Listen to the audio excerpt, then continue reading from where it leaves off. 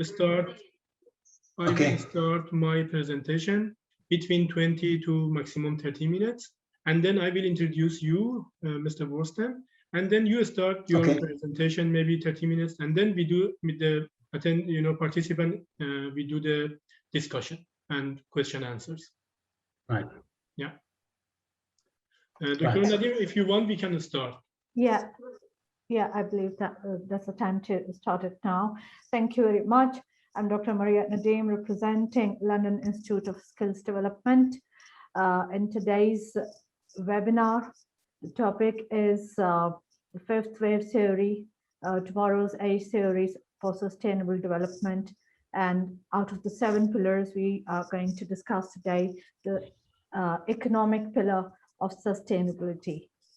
Our keynote speaker is Professor Dr. Doost Mohammedian from Germany. FHM University is also a part of London Institute of Skills Development. Moreover, we have Mr. Huib Woolston from Netherlands. First, I would like to introduce Professor Doost, who is the theoretician for this theory on which the conference is all based, that would be conducted from 13th till 15th of October 2021. And there are 7 themes basically for this conference.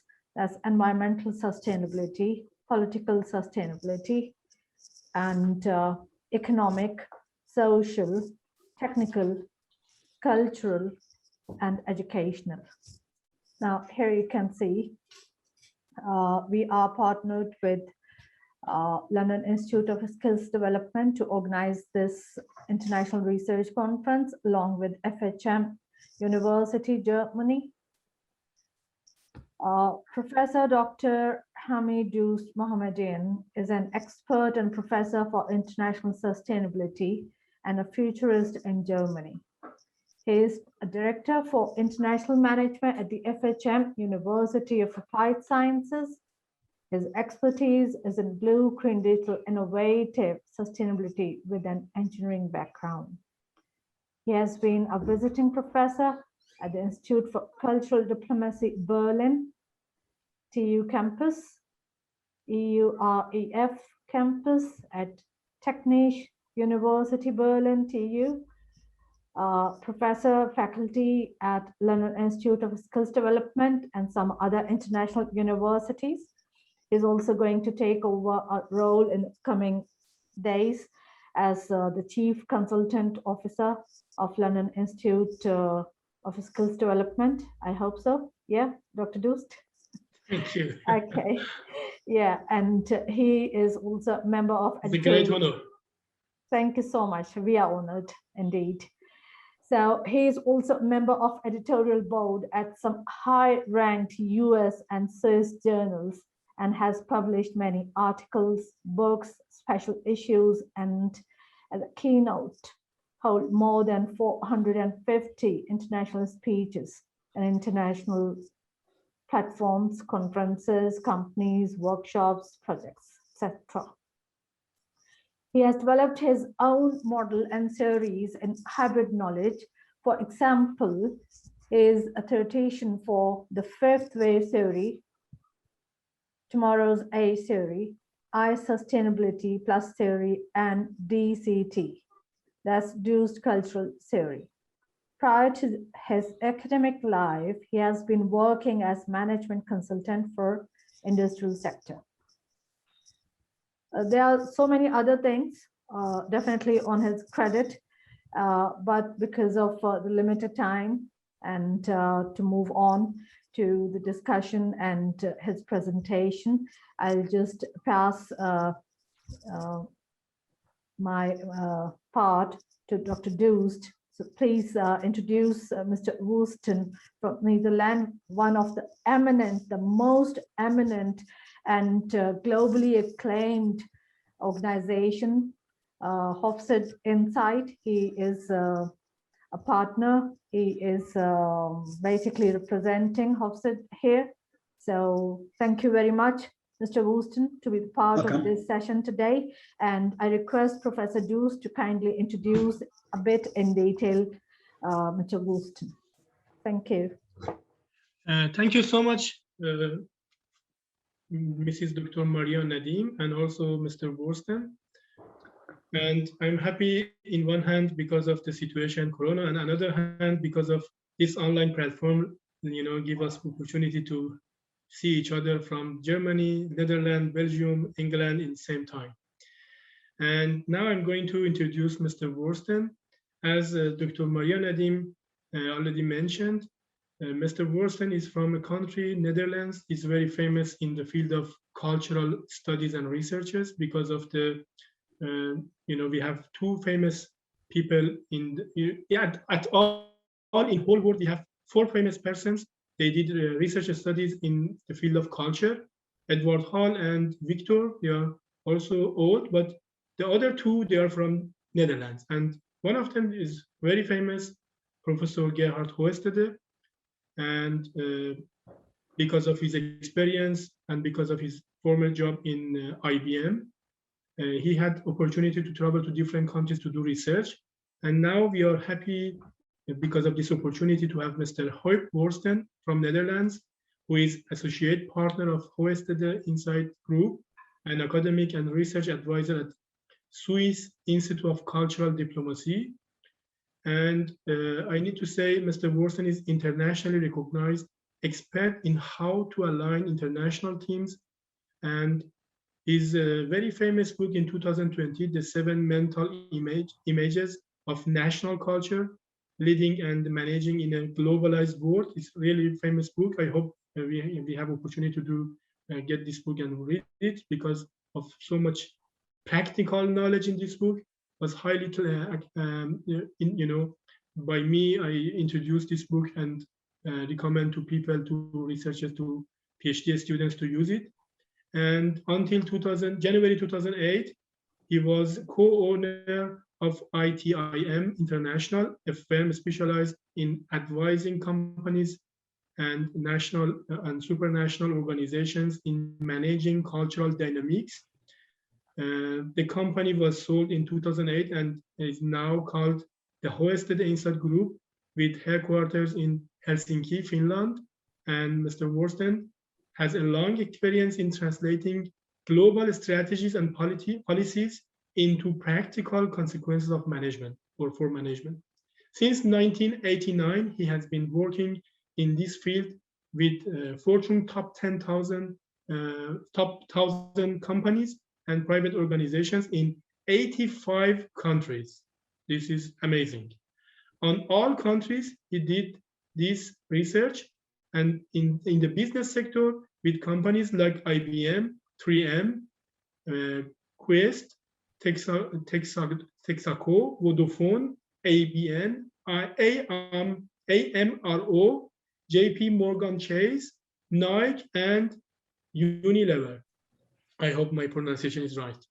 In the public sector, he consulted organizations like IMF in Washington and the World Bank, the European Central Bank in Frankfurt, UNDP, Council of Europe, and Dutch forces. He has advised the Russian administration on influence of culture on political and economic behavior. Now we are happy to have him as co-speaker in this speech today, and also he will be co-speaker and keynote speaker at the upcoming webinar in July regarding to cultural sustainability. Now I'm going to share my screen to start my presentation, maximum 30 minutes, and then we have Mr. Wooston presentation, and then we will start discussion. Wait a moment, please.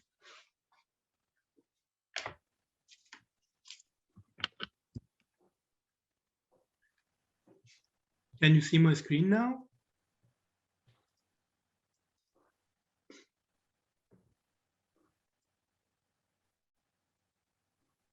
Is it possible to see my screen? Yep. Okay, good. The third pillars of sustainability regarding to the 7PS model, which is a model as infrastructure for the fifth wave theory. because fifth wave theory is based on some different models, theories, and concepts. One of them is like a backbone for this theory called 7 pillars of sustainability, which focus on 7 aspects for sustainability. And one of them is, of course, economy. And then in this speech, I'm going to talk about blue, green, innovative digital sustainability through the fifth wave theory, because today our economy, the traditional economy, has transferring to innovative, sustainable digital economy. That means we cannot get success in this field without using digitalization, smartness, innovative methods, and sustainability. As Dr. Maria Nadim mentioned, London Institute of Skill Development, ARICON Applied Research International Conferences in London, and FHM University in Germany. They are the partners and co-organizers for these webinars and conference. This is the poster of the upcoming conference in October 13, 14, 15, regarding to the fifth wave or tomorrow age theory. And we had this webinar last week with Professor Dietsche from German Parliament. And we will have this one in the near future with Professor Dr. Stefan Lofar from Copenhagen Business School, who is a professor in the field of environmental business, and Mr. Hope Worsten. In the 10th of July, we will have our webinar regarding to cultural sustainability, and I'm really looking forward for this point because this is exactly his topic, his expertise, and we will really enjoy it. Okay, according to my research, based on research studies of different, books, articles, countries, and situation exactly after 2010, because of my theory, I did research regarding to these factors: sustainability with a focus on economy, 7 pillars of sustainability infrastructure and development, data information with a focus on 7 Ps condition, information security and consequences for influencing imagination. I will talk about this today as cognitive warfare. We have already one conference in this regard, and we had this opportunity to Mr. Worsten was also our keynote speaker, cognitive warfare, because today the situation, security, and the other crises can completely, make a big impact on economy. Because in next slide you will see the next crisis we will face soon, maybe at the end of 2021 and 2022, is economic problem because of Corona. More than 1 year, many businesses, they got completely negative impact by Corona. That's why the consequences will come to us soon. Social capital, HR competencies, and technologies related to economy. As you know, we are in 21st century, and in these years, we have 3 revolutions. They are famous to D3. They can shape and influence our life in 21st century: digitalization, decarbonization, and decentralization. According to the Sustainable Development Goals, the 17 goals, if you look at these goals, you can see all of these goals, they are related to economy. That means all they can have impact on economy. This is very important to know. This is one of the biggest social projects in United Nations, and they had something like more than 3 years research and more than 80 questionnaires and surveys about 7 million people to make this 17 Sustainable Development Goals. But I believe if they want to improve it and use, this conference we have on October 13 to 15, one of the results of our conference would be some proposals for Erasmus Plus or H2020 and the other institution. They can make budget for this kind of research project or developing research.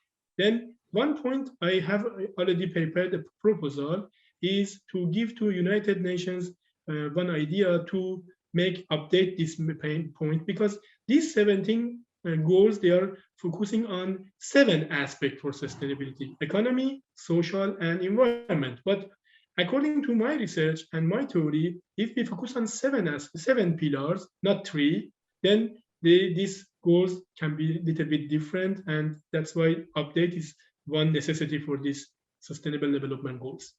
That would be a proposal, and I will talk about this later with Dr. Maria Nadim, because that will be one of the proposals we will send to Erasmus Plus institution in European Union. According to this old methodology and aspects for sustainability, we have social, environment, and economy. And after transferring our world, they move it to combination of social, environment, economy, and peace. But as I said, we need to add 4 more aspects: technique, culture, education, and technique, culture, education, and politics.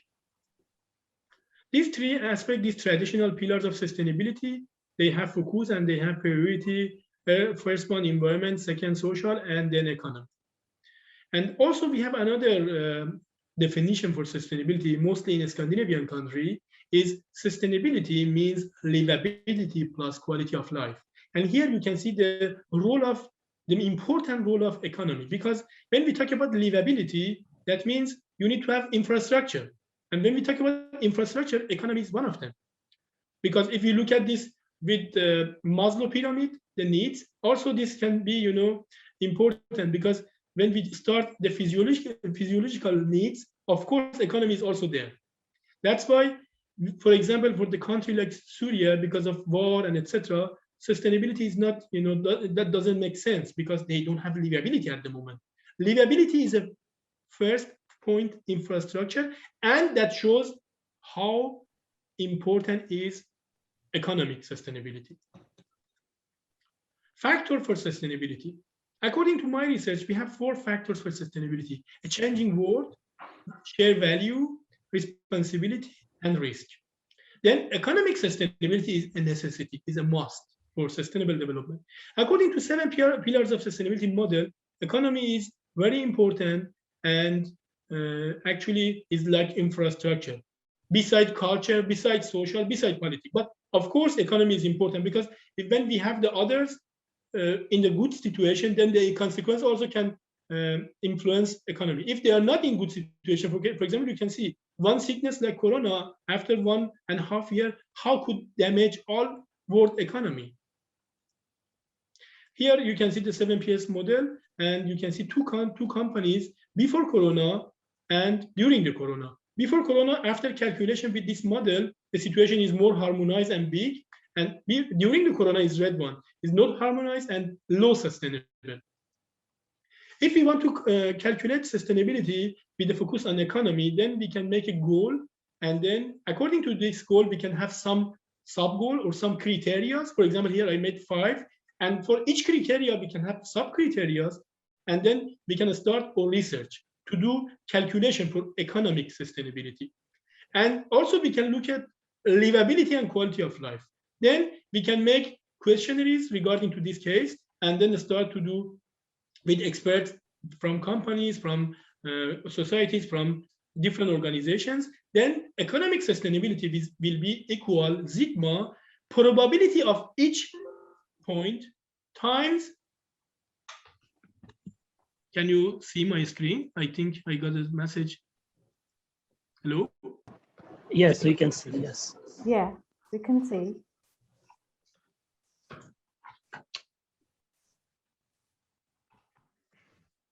I got a message. My computer cannot, continue. I don't know why, but if you can see, everything is fine. Yeah. Yes, sigma probability of each factor times impact of each factor times ratio normal. That means each factor regarding to economic sustainability has a probability to happen, and these factors, they have also impact, and they have also ratio. And after normalization with mathematical method, we can put them together and calculate sustainability with the focus on economy. The 5th wave theory and related theories, models, and concepts invented, introduced, and developed by me since 2010 to 2017.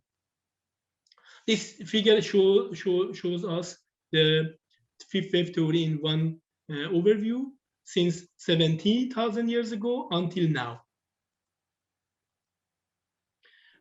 The main aim of this theory is to make the world a better place for living. You can see we have so many different problems regarding to social, regarding economy, politics, education, technique, culture. That's why that would be a good wish for us to make the world a better place for living. And that for this, everybody should put and support each other. As Mr. Worsten said, we need to shake our hand and then continue together. Otherwise, it's not possible. What? The fifth wave theory, proceeding of future of Industry 4.0, as I call Industry 5.0, as a symbol of West, and proceeding of future of Society 5.0, as I call Society 6, as a symbol of non-West. That means culture has an important role in this theory, because in this theory, we have combination of Western and non-Western culture regarding to digitalization, regarding to smartness, regarding to technologies, and regarding to innovation and sustainability.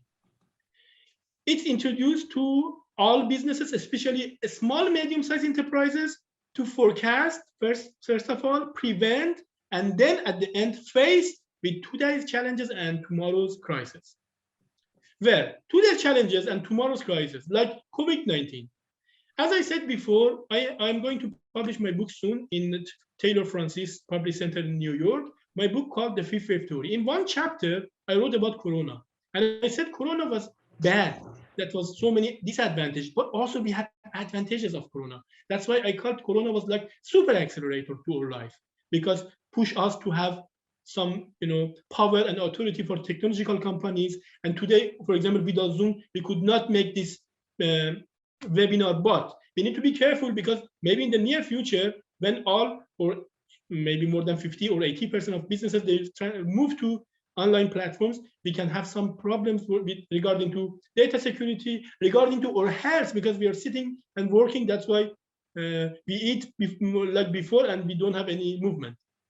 And they have impact at the level of technology, knowledge, and business. And I call it in my theory, this model, I call this model KTB model. That means if you want to go to this case with the focus on economy, economy should have also three aspects in this cube: knowledge, technology, and business. Main topic.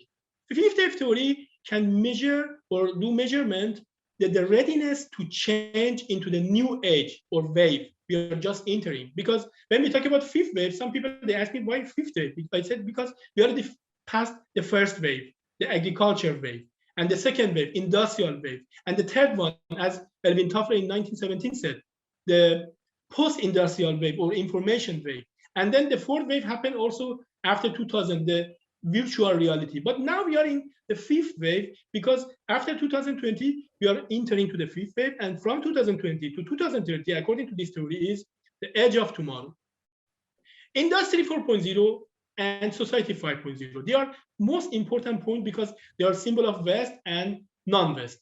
Symbol of West, Industry 4.0 as digitalization in Germany from German government, and Society 5.0 is evaluated by Japan and the government in Japan, and same as ubiquitous from South Korea. In the 8th World Sustainability Forum last year in Basel, Switzerland, I had 3 articles and 3 speeches regarding to my articles. And in that case, I talk about a model, because one of the aspects of the conference was focused on mobility, and then I try to make a model regarding to Western and non-Western culture, how can influence mobility. That's why I made this model. I can make it a little bit bigger for you.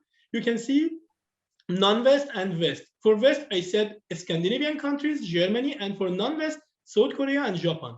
You can see in the Scandinavian country in left, infrastructure technology, sustainable mobility, waste and wastewater management. Why I give you this example? Because I have been living for 5 years in Copenhagen. That's why I have experience with this country. Renewable energy technologies in top 10 innovative economic in the world. Scandinavian countries in this year, they were always in top 10 innovative economic in the world. That shows how much innovation in economy can have important role. Bicycle technologies, educational technologies, public transport technologies, and that's from Scandinavian countries. Germany, Industry 4.0, automotive and car technologies, SME management, they are leader of the world, infrastructure technologies, vocational training, digitalization, the most innovative economy of the world. Germany was first, the most innovative economy of the world. Deutsche Bahn is one of the very successful train system in Europe, and we are going to non-West. Ubiquitous technology in South Korea, the second innovative economy of the world. It's very interesting. After Germany in West, we have one non-West country is the second innovative economy of the world. That's very important. This statistics can give us some, idea. This model also very important because my model, as I said, is focusing on mobility, but also mobility is also part of logistics and economy. Automotive and car technologies, infrastructure technology. Because in South Korea, we have a very good infrastructure. If you Google, one of the best internet speed of the world is in South Korea.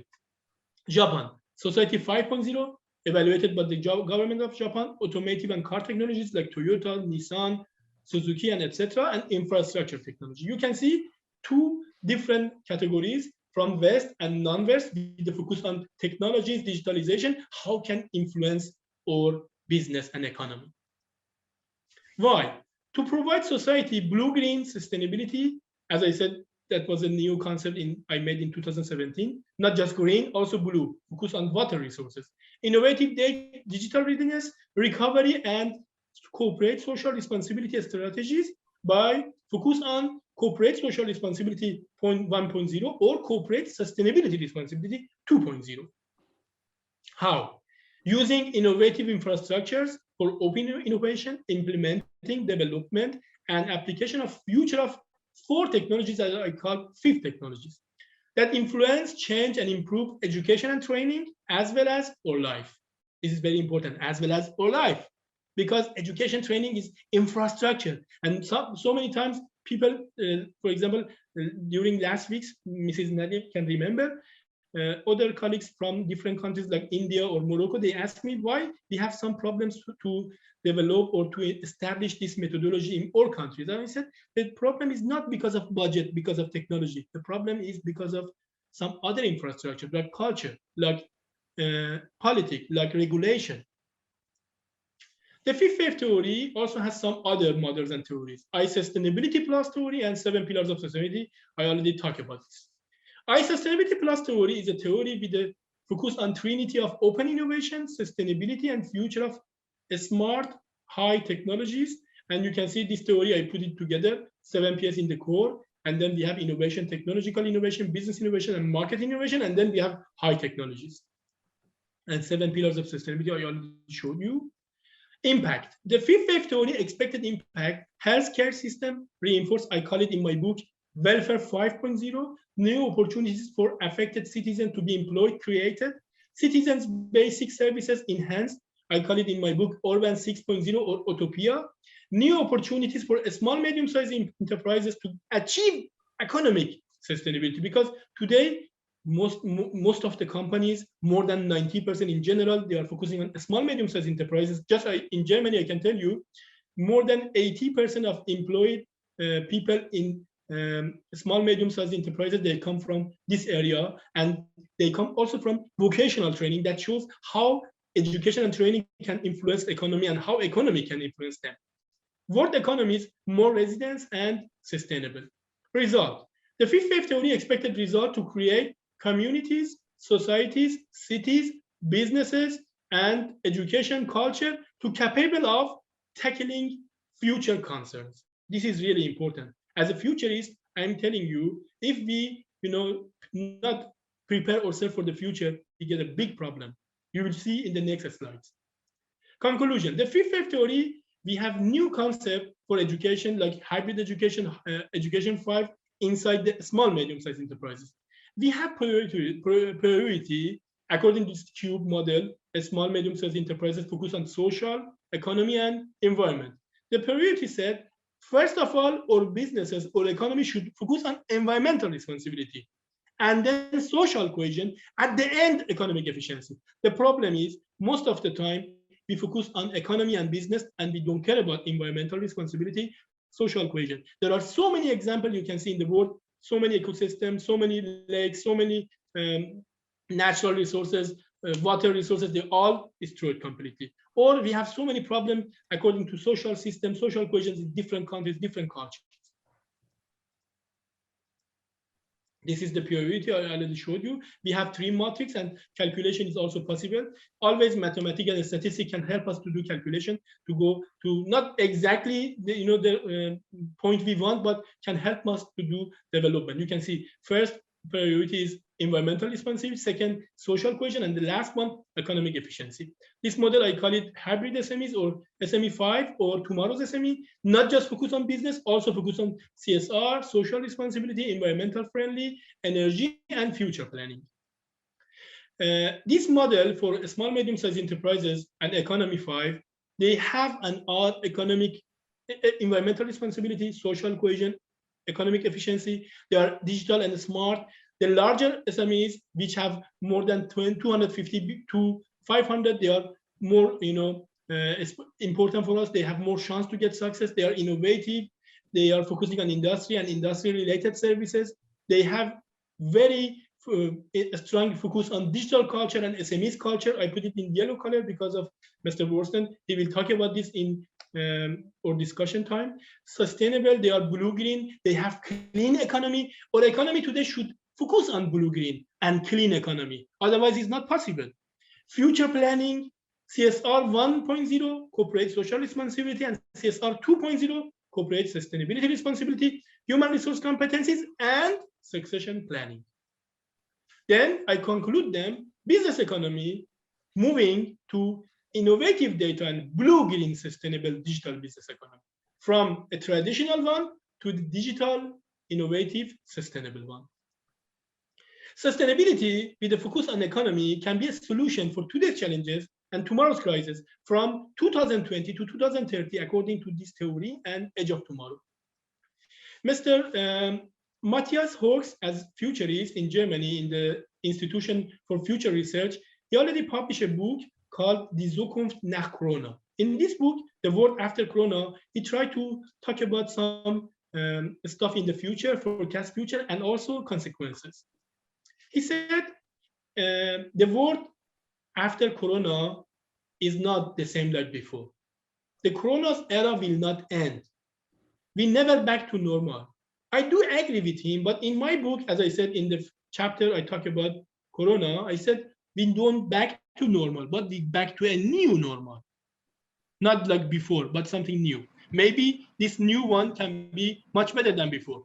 Because we are in one of the historical period called deep crisis, we have also some problems and crises. This period can change the course of the future, and we are now in this position. According to my research, I have 12 results regarding this theory after 2020. And also Corona was one of the practical experience for us.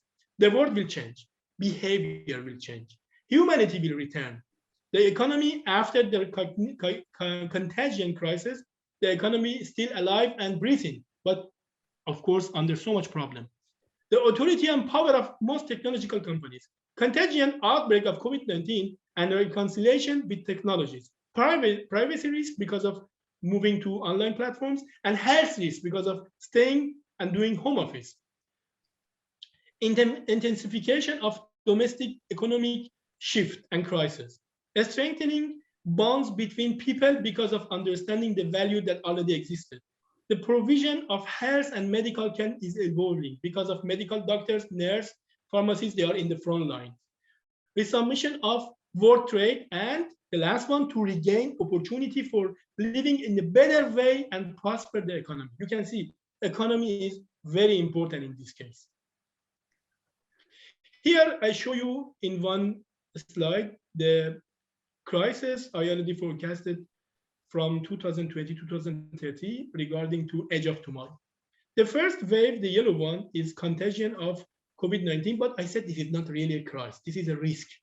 Last year, we had a conference with Dr. Maria Nadim regarding this topic. I said, Corona is really a crisis or a risk. After that, we will face with some other contagion because of some other biological attack, because you can remember some times ago, we had the second version of Corona in England. Risk caused by economic shift. This is now we are busy. crisis caused by recession. This is really dangerous, maybe after 2021, 2020. We need to really think about this. This is our topic today. And I would like to ask Mr. Worsten to talk about this crisis because of economic shift and because of recession. High greenhouse gases emission and climate pollution. Next one, climate change. We have always technological consequences. And the last one, the biggest one, the most dangerous one, biodiversity collapse. And if this happened, everything ends. And of course, we are busy with the other warfare, I call hybrid warfare, because I already talked about the conference we had, cognitive warfare can attack to our brain. And then, as I said, today I can see people, they are happy, not because of vaccination, they are happy because psychologically they are happy. This is really important for the society.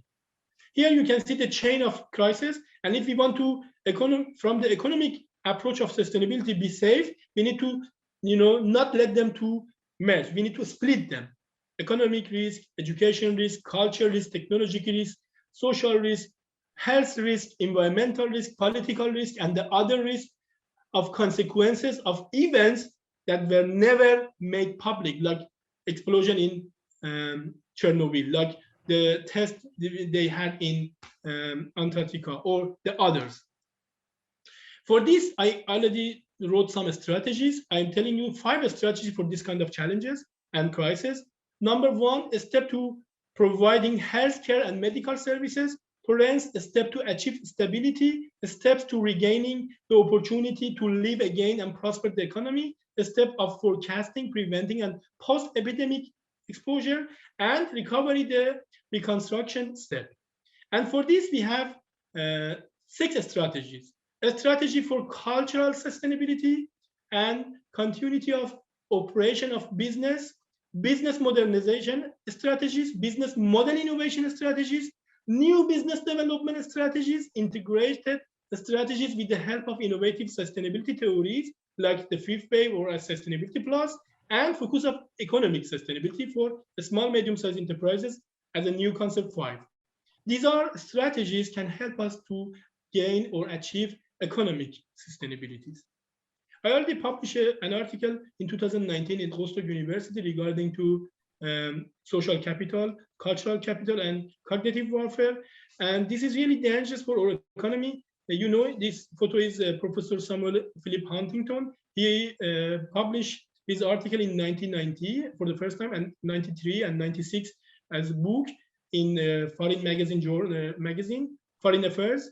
And he talked about the clash of civilization. And I believe this is not right, because if really clash of civilization going to happen, we destroy everything and end the life, because I already showed you what happened. That's why we do not accept this model and this theory, and we say we could see during the corona, all countries try to cooperate together, to negotiate together, and that was not clash of civilization, that was negotiation of civilization. Also, his student, Professor Fukuyama, he also published some famous books like The End of History and The Last Man, also the social capital and civil society. And in these 2 books and here the idea of clash of civilization, you can see how this aspect can influence our life, sustainability, and economy.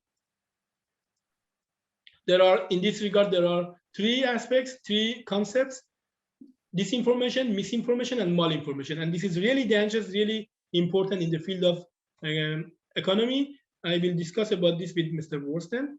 The 5th wave theory, political sustainability as infrastructure important.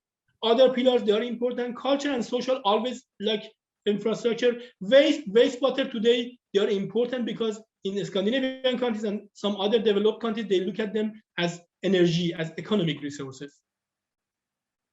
Also, we need to make a combination network between people from economy side, politics side, organization side, and technique side. Otherwise, it's not possible to get success and achieve our goals in economy. There are some models with a focus on blue-green sustainability, blue-green small, medium-sized enterprises, clean economy, blue-green economy to make the world a better place for living. Here also we can see 6 steps for these innovative small, medium-sized enterprises, SME accelerator programs, as innovative and technology upgrade programs, or processes, promotion of entrepreneurship and inclusive business, capacity building and knowledge transfer, access to financial services, and the last one, knowledge platform. Here you can see how this 7PS model with the focus on blue-green economy and ubiquitous digitalization and the other technologies can get the target we want to achieve. And you can see this blue-green infrastructure sustainability can focus on environment, focus on human resource, and this can put together to make us successful in the field of economic sustainability.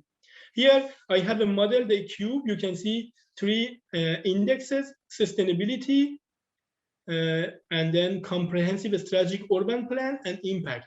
For sustainability, we have social, education, culture, politics, finance, technique, economy, natural resources, livable environment, environment technique, environmental economic, and environment in general. Then in comprehensive strategic plan, we have project management, infrastructure, and value engineering. And then these factors can influence our comprehensive plan. Then we have the impact: ubiquitous digital life, smart cities, smart construction, smart mobility, wealth, health, insurance, family, security, job, sustainable development, quality of life, and livability. There are some special issues I have in this regard. I had speech today for you. I invite you to publish your contributions or your papers, like smart cities, contagion and tomorrow cities, theories, hybrid views by sustainability plus theories, or urban science, utopia and the fifth wave theory, urban 6.0 as a solution for today's challenges, tomorrow's crisis, or blue-green sustainability and tomorrow's shocks. Thank you so much for your time, for your attention. Now, I would be happy to discuss with you, but for this discussion, I would like to invite Mr. Worsten to start his presentation, and then we go to the discussion and question and answers. Thank you so much.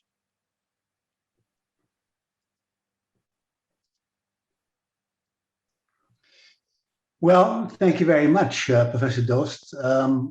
I really enjoy your explanations. I see the complexity of your approach, and I admire that very much. So much. I will have a very short presentation because it's not my turn to talk about the cultural side, and but I will emphasize a little bit some of the implications I see for sustainability from the side of the cultural issue, the cultural element. I explained, I think, to you, and you explained it also to the audience, that I've been working also for the Bretton Woods institutions. I mean, the IMF and the World Bank. I did that for about 8-9 years. I was discussing with the macroeconomists, of these both institutions about the cultural implications of economy. And it was, of course, a very, very interesting time. At a certain moment, I heard that there was a joke being told in the corridors of the IMF and the World Bank. It was a joke about diversity. The joke goes as follows. Well, people assume that the IMF and the World Bank are diverse because people working in that building, of the IMF and the building of the World Bank in Washington are coming from 150 different countries, but actually they are coming from the same university. They are recruited because they are thinking in the same way. They are all coming from the Chicago School of Macroeconomy. And that's, of course, a joke. It's not completely true, but it is showing that you have to understand that what the Bretton Woods institutes are doing now and then assumes that people look at economy in the same way. And what I discovered is that if you look at the mistakes the IMF and the World Bank, but especially the IMF was making, is assuming that all countries in the world are thinking about macroeconomy in the same way, actually in the Chicago School way. While people have the same values and so on. Well, for my very short presentation, I will only take 5 to 10 minutes. I will go back to something, a famous guy, Ralph Dahrendorf. He was a German philosopher, but he was actually also the dean of the London School of Economics, once said about the three main tasks of governments. He said there are really three main tasks. There is one task for governments of nation states to make sure that the organizations of their nation state are competitive in the world economy. Then secondly, they are sure to preserve social cohesion in the countries, and that is interrelated. I mean, there's a lot of evidence that social cohesion is leading to better economic results. And of course, a third thing, also interrelated, that the elementary democratic freedoms are maintained, and also in bad times. Well, I go back to these elements in a very short way. As you know, every year, when the World Economic Forum is meeting in Davos, they also make a list, a publication about the most competitive countries of that time, of that year. This is the latest list about the most competitive countries in the world.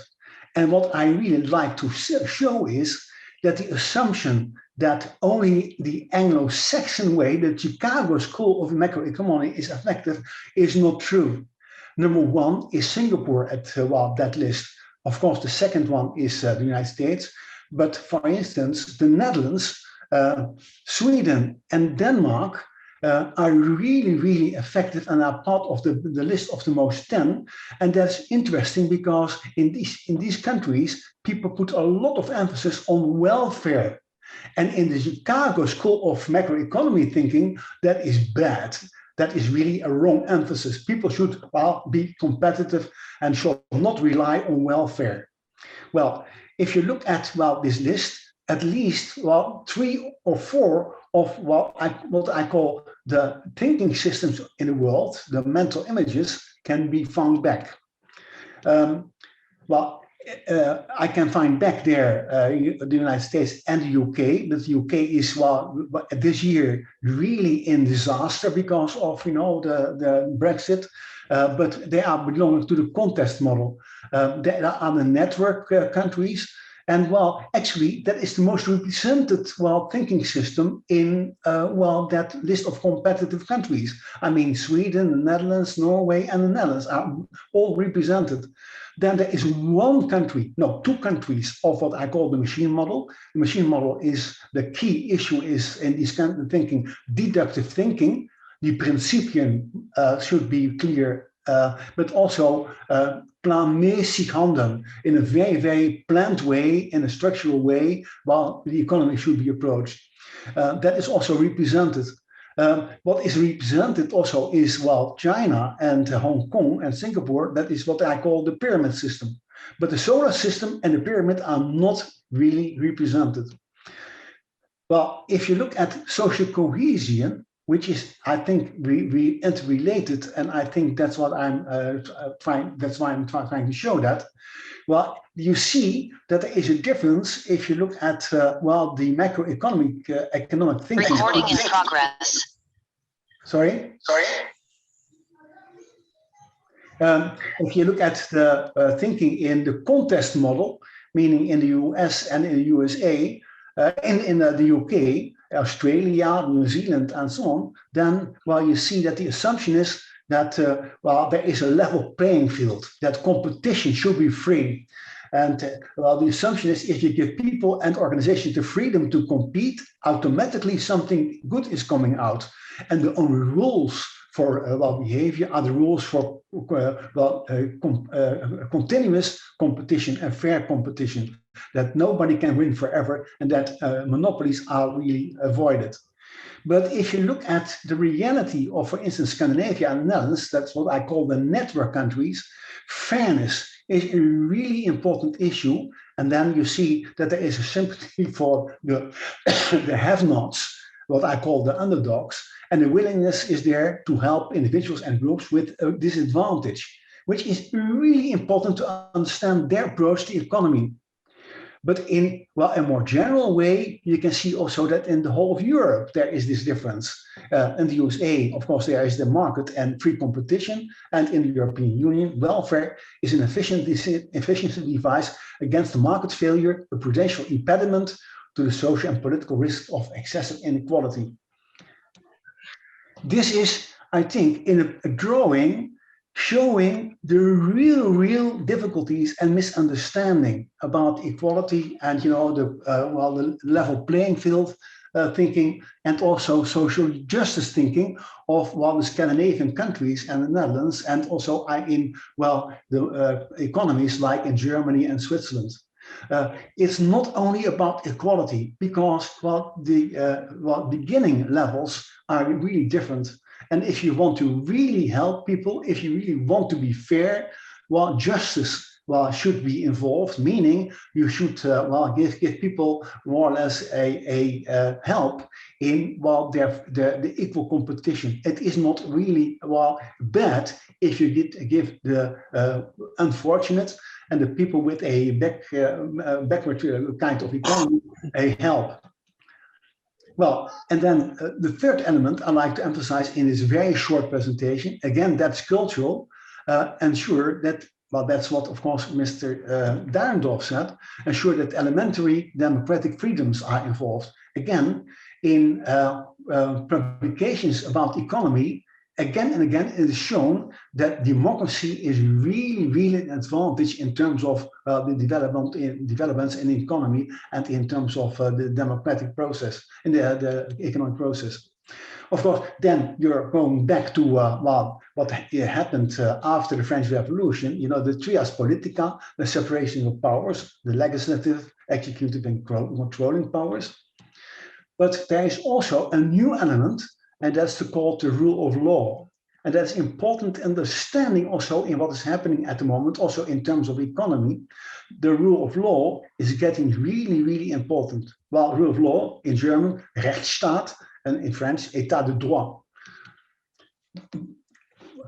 After the Second World War, something really spectacular happened. Well, in coming together, well, the nations in the world, well, decided about the Universal Declaration of Human Rights. And now, well, 195 countries in the world signed the Universal Declaration of Human Rights. And that's having a tremendous effect because this part in democratic countries about the rule of law. If you look at the rule of law, there are two different interpretations. There's a broad definition, no democracy and human rights implied, and a narrow definition. In the broad definition, you find that in a lot of countries in the world, you know, they have a kind of thinking about law, that the rules should be clear and no retroactive action should be applied. You know, you can go back and to change the rules. There should not be too many changes. There should be consistency, and there should be independent judges and a fair trial. But if you integrate the human rights, then you get a really different way of thinking, and you can hold people accountable and governments accountable about what they are doing, also in terms of economic and their economic approach. Well, the narrow definition implies also a chosen parliament, a democratic system, and human rights recognized and respected. Well, this human rights emphasis is really important because, again, what I call well, the way countries can be held accountable. At the moment, I'm preparing a publication where I show that, of course, human rights are a development that is to be understood in the development of one of the dimensions of Mr. Hofstede called individualism. The focus is on individual rights, individual rules and individual rights, not regarding where you're coming from, your gender, your economic background, your color, or your religious background. Everybody's having the same rights. Well, and if you apply that, well, again, research is showing that, well, it's a source of competitive advantage for the country. And even countries that are not having an individualistic culture, and I'm talking about, for instance, the leading country at the moment in the world, you know, in terms of the competition, that's Singapore. Singapore, number one, Singapore is different compared to China, for instance, as a very, very interesting observation, because Singapore fought especially, corruption in their nation state. They made sure that there was, a real follow-up. If people are trespassing the rules, you are not supposed even to throw some chewing gum on the street. Then you are caught and you are going to prison and you get very high fines. Why is that? Because, Singapore wanted to be seen as clean, completely clean. But in the eyes of China, they are very bureaucratic and very static. Well, again, showing the list of most competitive countries in the world, that is not true, because they are really then taking care that the human rights are followed up. They really then are competitive in their element. And I finished this very short presentation by showing you a clip, a drawing I took from a Singaporean paper, the Straits Times. It's about, a joke about human rights. In collectivist countries, there is this real misunderstanding that they think that human rights are really about egoism, and that is about the advancements of me. That's not true. It is about equal treatment and equal rights for everybody, again, leading to a more competitive kind of approach. This is, my short presentation, and, I hand over the talk and the floor again to the chair. Thank you so much, Mr. Worsten, for your very interesting presentation. And I would like to ask Dr. Nadim if you have any question, and the other respected participants regarding to these two presentations. And also, I already said during my presentation, I have some question from Mr. Worsten. I will ask him regarding to different aspects of sustainability with a focus on economy. But if the other participants and or colleague, Mrs. Dr. Maria Nadim has any questions, we can start with this question and discussion. Thank you very much. Really brilliant experience having information from you as ever, and listening to Mr. Worsten also. It was really a great honor that I got this chance to come across and listening to the ideas and the research and the information and knowledge you're sharing, most of you shared regarding the sustainability, and then a lot of sub-factors of sustainability are also being included. I got the same question, and because whenever I discuss it with any of my colleagues about this conference and the basic idea, what I've understood so far, don't you think that it is more focusing on one part of the world? And it is difficult to make it more global. I'm not saying that it's not possible, but don't you think that these ideas, because third world countries, developing countries are lagging behind. It is coming up with something that would come up after the basic human needs.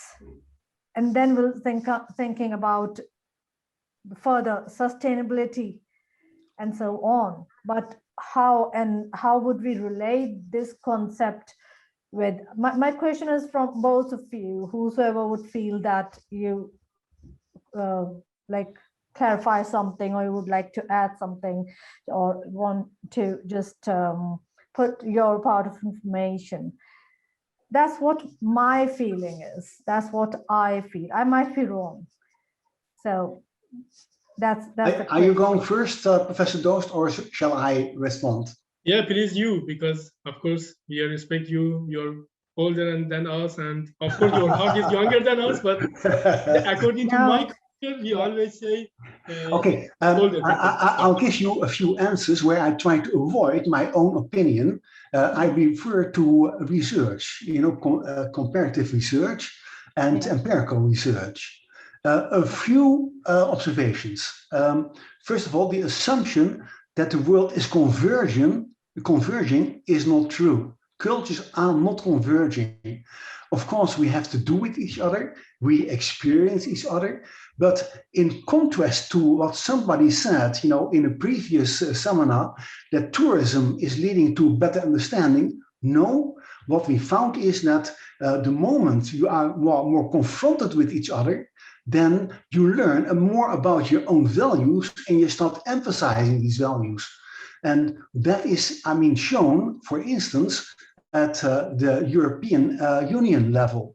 In the European Union, 4 of the 7 rules that I can define are, coming together in Brussels. They have to decide with each other. And what you see is that, because people are, meeting, they learn to understand each other's, decision-making system, but they are not converging. It is even, sometimes strengthening the differences. And the only way out is what I call muddling through.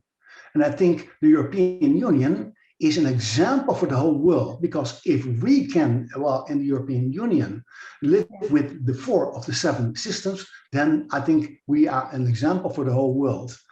Now, if you look at culture and economy, I can see something spectacular over time. I can see that now and then some countries are leading, and people in the whole world have a tendency to copy then the approach of that leading country. And I'll give you a few examples. Germany, after the Second World War, suddenly the economy in Germany was thriving. They call that the Wirtschaftswunder. And suddenly, Germany was the example for everybody, and everybody tried to follow the so-called DIN norm. Well, what you could see is that was not successful in other countries because they lack, the values that the Germans are having in terms of Planmäßigkeit. Later, suddenly, Japan, was number 1. And everybody in the world, was looking at Japan, and the United States tried to learn from Japan. And what you can see is that, Japan was copied in terms of quality circles. Perhaps you remember Kaizen, and everybody's trying that. But it was never successful for cultural reasons outside Japan. For instance, to give you some information, in Kaizen, it is the group that is rewarded. The group is getting the esteem for the results. And in countries like in the US or in Germany or in my country, because these are individualistic countries, if we are the ones coming up with a bright idea, we want to be recognized. We want to have our name under the proposal, which is the death of Kaizen as invented by the Japanese. Last example, the United States. Yes, the United States have been very successful, of course. A lot of the top fortune companies in the world are American or American-based. The majority. Of course, China is coming up. But copying the American approach is not successful. And I have been living, the reality of big companies like IBM, and also on a smaller scale, for instance, Vodafone. I could compare the ideas, the reality of Germany with headquarters in the UK. And what I could see is that, of course, you try to learn from each other, but thinking that the Germans will react, will behave like the British. The British approach is very much striving by best practices, is really wrong. So I think that is my initial answer to your question. I hope. Yeah. Yeah. Thank you very much, Dr. Doost. Thank you, Mr. Worston. And the reason I said you are older, that means according to my culture, when we want to do something, always the priority is for the people they are, from the age older. And that's why I follow my culture. Regarding to your question, Dr. Nadim, I would like to tell you, this question is really, really important because most of the time we are talking about developed countries. And we think when we ask a question regarding technology or regarding economy, the answer is exactly regarding this point. But if you remember last week, I think one of the respected participants, Mr. Chakraborty from India, he asked a question regarding to, yes, he's here. Yeah. I tell him hello, good afternoon or good evening. He asked me a question regarding technology, and I talked to him regarding to a combination of happening, not just technology. For this regard, I'm going to share my screen to show you two things. Number one, I show you again my article I already published in 2019, February 2019 in Woodstock conference. This article was one of the best articles in this conference, and my topic was a study of revolution models and holding a discussion on social cultural capital, trust, democracy, and velvet revolution as excuses to sustainability. And then I can show you another web page. This is also, I think you can see my web page now, yes? I'm afraid not. No? Uh, How about now? yeah. Yes, we can see, Thank you. Prof. This is one journal in USA, Science PG, Science Publishing Group in USA. In this journal, International Journal of Sustainable Development Research, I have a special issue called Social Capital, Democracy, CSR, Hybrid Warfare, Excusing to Sustainability by Fifth Theory. You can see there are 7 professors from different countries. They are helping me for these special issues. And in this special issue also, I talk about your question, Mrs. Nadim, because, you know, regarding to your question, if I want to answer you, first of all, I need to say why we say developing and developed countries. This is the first question. As Mr. Worsten already explained, and also in my theory, you could see, I always try to combine technology with the aspect of Western culture, like digitalization in Germany, Industry 4, and non-West, like Japan and South Korea, and then put them together. Because there are some issues in these 2 different countries, we can learn from them. And then combination of them can, you know, help us to reach in the future of Industry 4.0 and future of Society 5.0. That's why, regarding to your question, I can tell you, first of all, there are 2 reasons they can, you know, make problem for developing country to achieve the sustainability.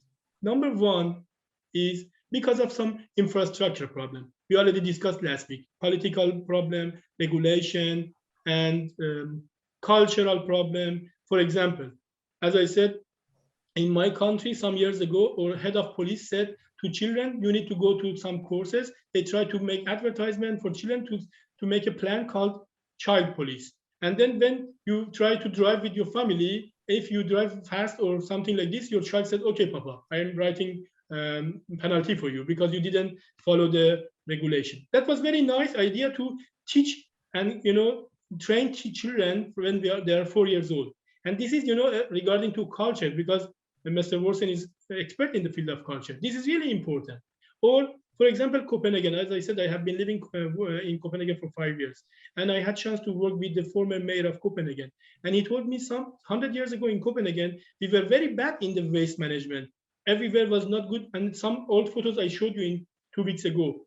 But after that, we tried to make, you know, some infrastructural activities for culture to teach people at first to say you can collect the rubbish bins, first of all, wet and dry, and then divide them to paper, glass, plastic, and then divide to organic and etc. That was one by one step, and now they are one of the best. And if you look at the statistical report from 2013 to 2016, Copenhagen was the most cleanest city of the world, the most sustainable city of Europe, and etc.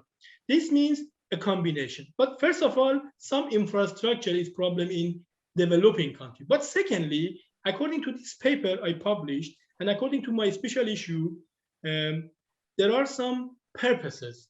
That means some, I don't say countries, some groups, they don't want developing countries get developed because there are some benefits for them.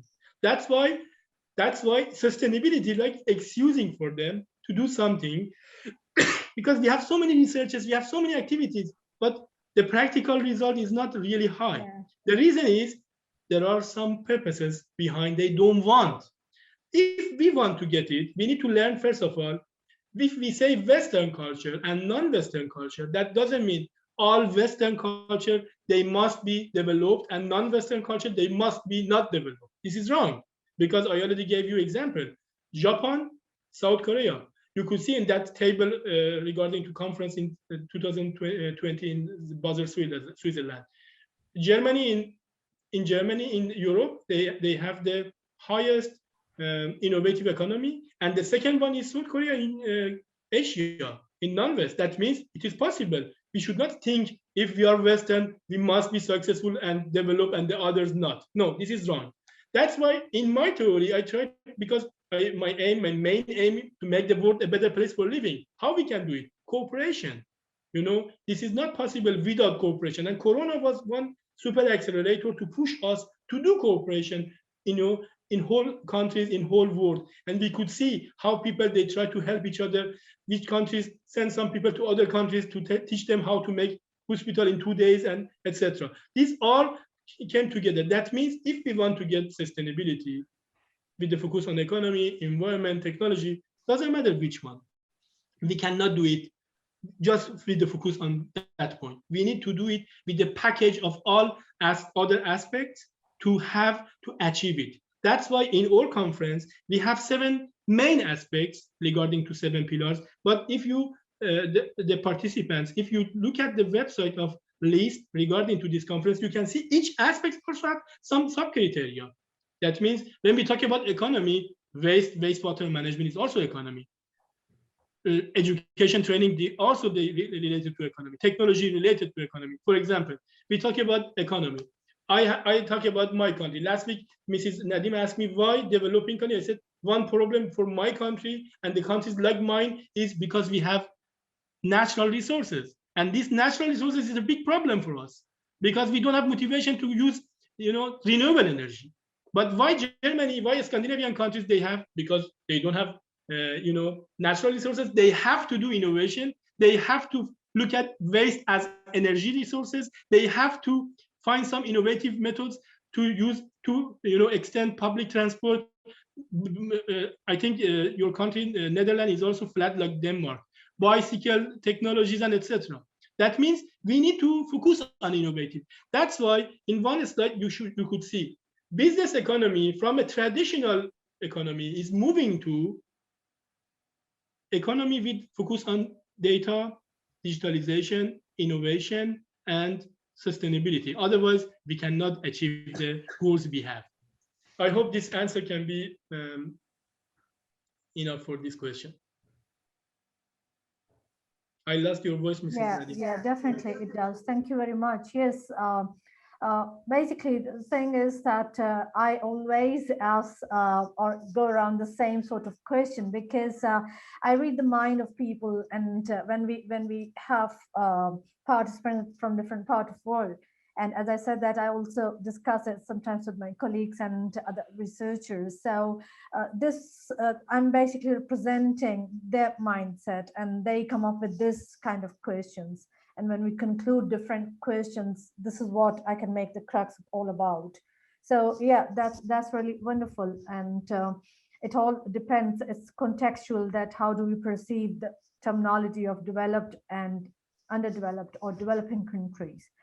So thank you very much. Now, Dr. Duus, you have questions towards Mr. Woesten.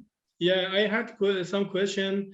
First of all, I need to say thank you again for your cooperation for setting up these webinars, weekly webinars. And also thank you so much from respected participants from different countries, different world. And now my question is regarding to a slide I already showed you. I'm going to share my slide again.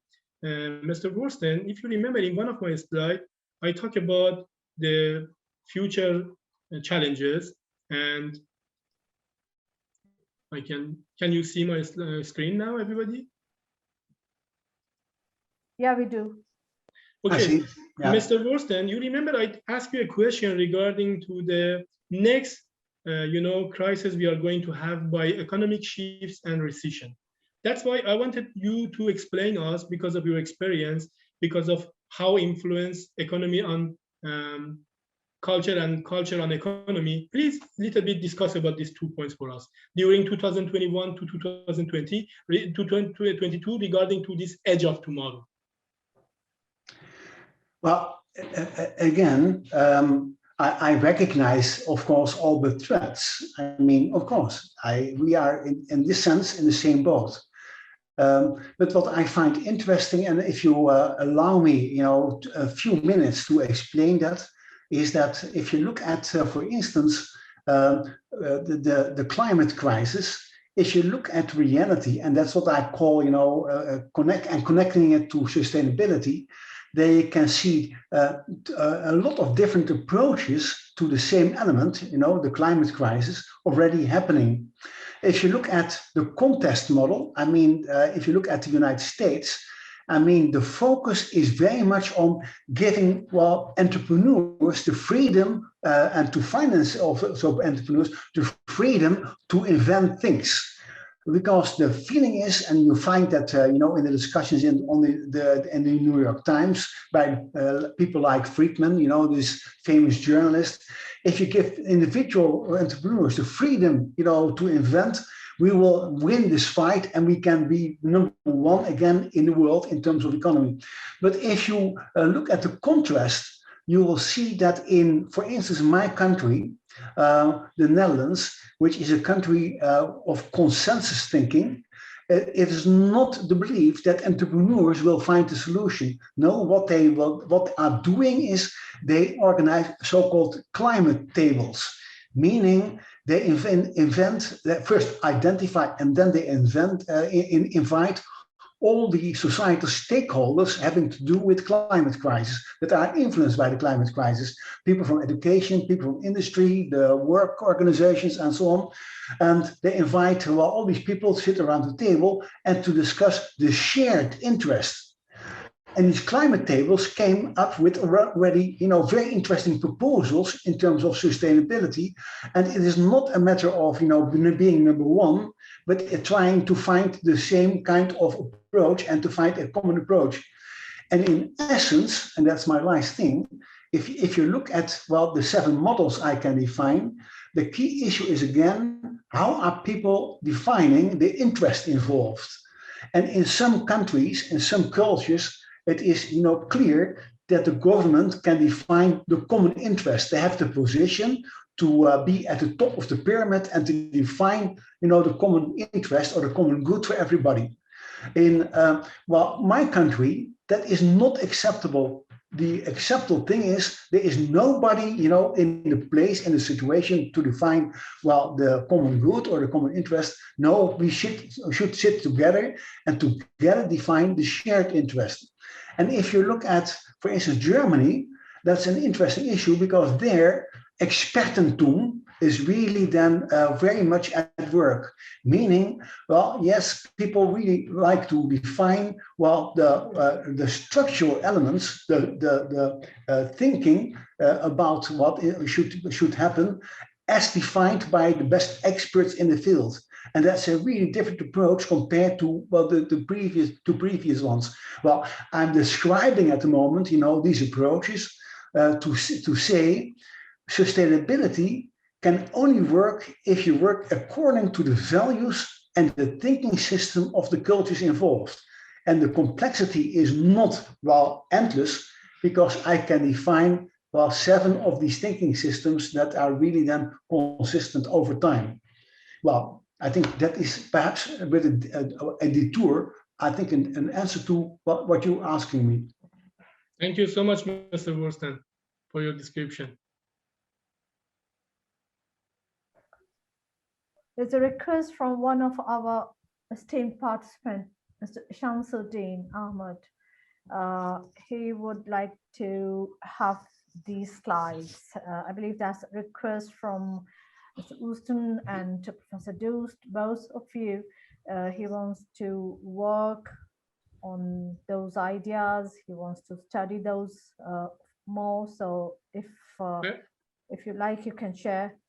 I think the best idea for him is to follow the Arikon YouTube channel. There are all videos there, and there are all, not just this one, all videos, different slides, different PowerPoints, and it's much better to follow them, and he can see the slides, also the description and the explanation, not just photos and without any explanation. I think the best idea is to, if Mrs. Nadim can send the Arikon YouTube link, then he can watch the videos. Yeah. Okay, yeah, that's a quite fruitful suggestion, I believe. Okay. And any more questions from any of the participants today regarding the two interlinked things? Though all the 7 pillars, they all are interconnected. Two we really focus today. The main is the economic sustainability, and the second one, that's the impact of culture on economy and vice versa. So any questions? Okay. Dr. Deuce, if you unshare your screen, I would like to share the conference screen with the participants just Yeah, sorry. as a final word for today. Thank you very much. And you can see here. Yeah. So basically, just want to share that again with all respected participants that these webinars are basically a continuation of our upcoming conference, the first Applied International Research Conference on the 5th wave or tomorrow's ACE theory on sustainable development that would be conducted partially and hopefully at the University of Oxford, UK, and partially virtually live via Zoom. The reason that we are not conducting the full conference on campus, it's quite apparent. It's because of the travel restrictions and the global emergency situation. So we are keeping our fingers crossed that the UK's and EU situation would be further better in the coming days and the coming months. So far it is half and half. Those who can travel, those who want to participate on campus, they can send their papers, their abstract, their research to us. They can submit that online here. You can see the option of, can you see the screen? Yes. Okay. Yep. Yeah, that's great. So yeah, there is a submission option, I believe. Yes. So yeah, that's the one, apply. So you can submit the abstract here, and definitely that would be reviewed by the board of, the review committee of EDICON, get feedback in due time. Usually we take about 8 to 10 working days. And if that would be acceptable, definitely you'll get a letter of acceptance, and then you would have to decide that you want to travel to Oxford, UK, or you want to attend that conference virtually from your place. So yes, and then you'll move on to the registration, and we'll keep on communicating and directing you about the next step and so on and so forth. Something that's really important from researchers' point of view, because they're always keen to publish their paper in the well-renowned journals. So we are partnered with MDPI Switzerland. Thank you for all these coordinations to Professor Doost. And there are, you can see, about more than 10 journals. Most of them are Scopus recognized, and you'll get the opportunity. All the speakers, researchers participating in this upcoming conference would be having the opportunity to publish their papers in any of the relevant, because they are from different areas, so they can send the paper and would be considered for the publication in those. I would also like to share about our eminent speakers, though these are not really all of them, because still we are coordinating with researchers globally, and very famous, globally acclaimed people, researchers are joining hands with us. Mr. Wooston is one of those. I'm really so excited and glad, and I was telling that to some of my acquaintances also, that one-on-one I was discussing the things with Mr. Wooston, and that's a big name, like you are the working partner with Hofstede, and that's where when I started studying about culture years back, that was the first name that came across, and professors, the teachers, lecturers, they were recommending, okay, you want to study about culture, about national culture, about organizational behavior, about HR and all those things. So just study, that's the Bible of culture, basically. So definitely we are honored that he's also one of those known and globally recognized professors, researchers, those who are with us in this conference supporting us. Then we have Professor Dr. David Croser. He is also a very famous name in UK, globally also, and in UK in CSR, in corporate social responsibility. Is also be with us the upcoming webinars first and later on a conference. I believe he'll be there in person. Then we have the former Chief Executive Officer of FHM Applied Sciences University, Germany, Professor Dr. Havil Richard Mark. We have Vice President of FHM Applied Science University, Germany. Most probably he'll also be with us in person at Oxford University, Professor Volker Wittberg. We have researcher Woesten with us from Netherlands, the associate partner of the Hofstede Insight Group and the advisor to the Swiss Institute of Cultural Diplomacy. Then we are honored to have Dr. Karina Princess Bagrachan. She is director, co-founder of Swiss Institute of Cultural Diplomacy, Ukraine. I believe that's Switzerland, is it? Yeah, she is from Ukraine, but the institution is in Switzerland. Institution is from Switzerland. Okay, we will get it correct. Okay. So then we have Professor Kanis Raja. He is a researcher from UK in the area of management and sciences and social sciences. He was with us in previous webinars. We have Associate Professor, Professor Dr. Shahram Abadi from France, Professor Dr. Dario Asante, Associate Professor, Faculty of Engineering, Università Telematica, and he's from Italy, Rome.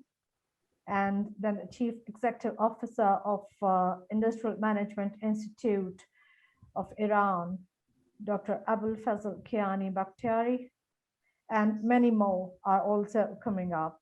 So these are some of the eminent names so far working with us and supporting applied research international conferences, ECA, ERICON, to bring really a great piece of research and bringing a great platform to all the researchers across the globe to come together and bringing up some solution to the current crisis. As Dr. Dews said earlier, that he doesn't think that it's really a crisis, rather it is providing or opening more doors towards planning, developing strategies and strategies towards bringing sustainable development.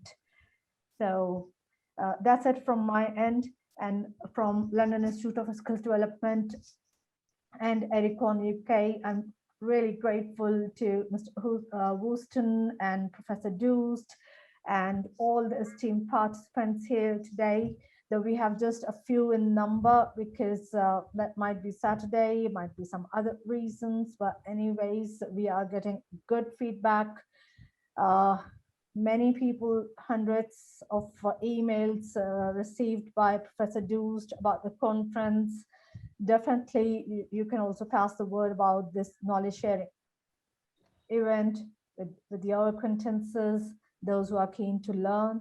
And I'm looking forward to see you all again in our next upcoming webinar. You'll keep on receiving the emails. As far as the Zoom access is concerned, this is the private meeting room over Zoom of London Institute of Skills Development. So you don't need to get the password every time. Whenever you'll get to know about the webinar timings and the poster, or you come across about a schedule for the webinar, you just log in here and you'll be accessed. Thank you very much from my end. Thank you so much, Dr. Maria Nadim, because of your description, website, explanation of the conference, and all your support.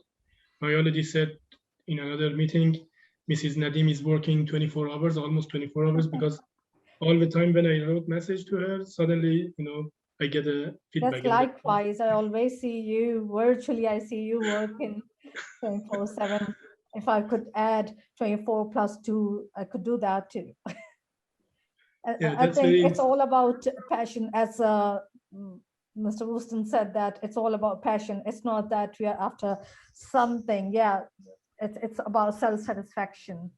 It's yeah, about you are right. And yeah. this is very interesting for me because all these activities we do, Mr. Wooston, the other respected participants, as I said, my aim of theory is to make a world better place for living, but all activities I'm doing with the focus on humanities. That means everything I do, I focus on humanities. And this is the first thing for me, because now I can see I have so many friends virtually in whole world, and that's really interesting for me.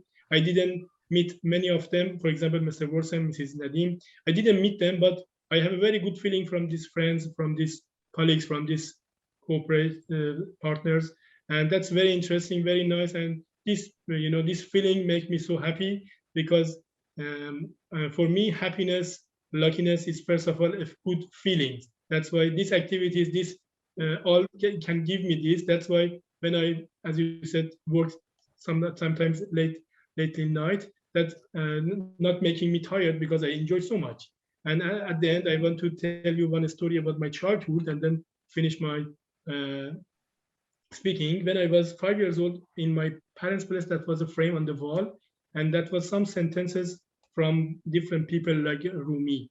And one of these sentences was very interesting for me because that was about something like the best entertainment is work. And I asked my father why the best entertainment is work. When you work, maybe you are getting tired. He said, no, if you love your job, of course, this is the best entertainment. And now in my life, my job, my activities, they are all, with this belief. That's why when I have a model focus on environmental friendly, social cohesion, and then economic efficiency, of course, I do the same. I follow my models and concepts. That's why in my culture, we have a saying, چون که 100 آیت 90 هم بیش ماست, in Persian language. And that means if you try to get 100, of course you have 90. That's why this is a good feeling, and I'm so happy to have these people, these friends from whole world. And we will keep continue, as Mrs. Nadim said, in 2022, we are going to have the second international conference, I hope in person. And yeah, and yeah, we can also meet you in person. As Mrs. Nadim said, we invite all of you to join to this conference if it's possible for you in person also. And yeah, that's a good thing we do for our future, or children future, or next generation. Thank you so much. Thank you so much. Have a great time. Have a lovely weekend, and hope to see you in the next webinar. Special thanks to Professor Doost, Mr. Wooston, and all the honorable participants here. Thank you so much. Have a great weekend. Have a nice evening. Have a nice weekend. Bye-bye. Bye.